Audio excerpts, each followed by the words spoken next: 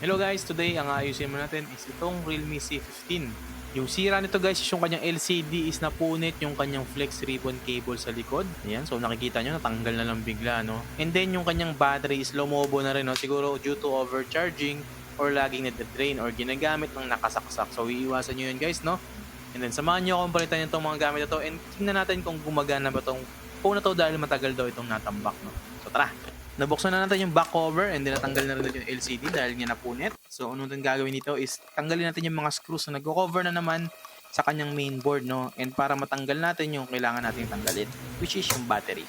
And once uncovered na yung ating mainboard, pwede na natin i-pop yung socket or yung kabitan ng ating battery para pwede na natin siyang tungkabin, no, sa kanyang frame.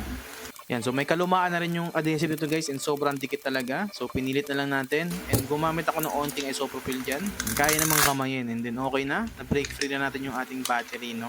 Yan, sobrang taba ng battery guys and ang sarap niyang i-pop, no. Pero huwag niyong gagawin niya kasi delikado and handle it with care guys, no. Tatanggalin ko lang tong cover ng ating battery. Yun yung nag-adhesive na nakadikit para hindi mag-wiggle yung ating battery inside the casing, no. So tinanggal ko lang para makapag-giveaway and matanggal natin yung flex ribbon cable ng ating LCD. Naka-ready na rin guys yung ating bagong biling LCD and then yung ating battery, no. So in-unbox ko na yan and chinek ko na.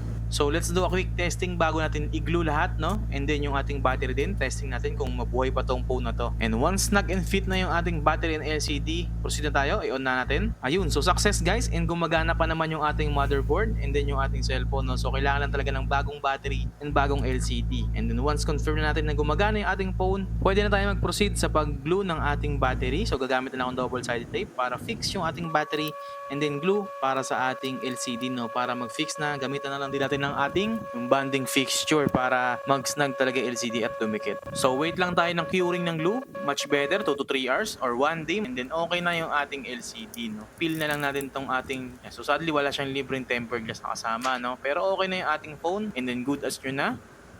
Ayan, so ready na to para ibalik sa kanyang may-ari. So yun lang guys, kita-kits tayo sa sunod nating video and make sure na follow and heart ng ating video. And abangan nyo pa yung iba kong uploads. Kita-kits!